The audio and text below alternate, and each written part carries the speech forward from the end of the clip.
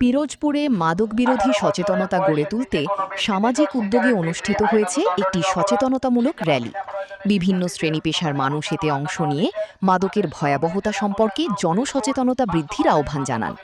তারা জানান, মাদকের বিস্তার রোধে শুধু আইন শৃঙ্খলা বাহিনীর উদ্যোগই নয়, পরিবার, শিক্ষা প্রতিষ্ঠান এবং সমাজের সর্বস্তরের মানুষের সম্মিলিত অংশগ্রহণ জরুরি। আয়োজকদের প্রত্যাশা, সম্মিলিত প্রচেষ্টার মাধ্যমে গড়ে উঠবে একটি মাদকমুক্ত সমাজ।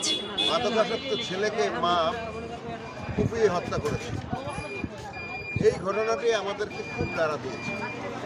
যে মা তার ছেলেকে লালন পালন করবে, সে যদি তার ছেলেকে হত্যা করে মাদকাসক্তির জন্য এবং তার অতিষ্ঠ হয়ে তার অত্যাচারে, তখন আমরা সামাজিকভাবে কোথায় থাকি? এই চিন্তা থেকে পিরোজপুরে আমরা এই সামাজিক আন্দোলনটা শুরু করেছি এবং এক্ষেত্রে জেলা প্রশাসন আমাদেরকে সহযোগিতা করছে। তাদের ব্যাপক সহযোগিতার কারণে পিরোজপুরের বিভিন্ন সেক্টরের বিভিন্ন পর্যায়ের ছোট বড়, কম বয়সী, বেশি বয়সী, সিনিয়র সিটিজেন, এই যারা স্কুল কলেজ ছাত্র, বিশ্ববিদ্যালয়ের ছাত্র, সবাইকে নিয়ে আমরা এই আন্দোলনে নেমেছি। পিরোজপুরকে মাদকমুক্ত করার জন্য যা যা করা দরকার সেই চেষ্টা করব।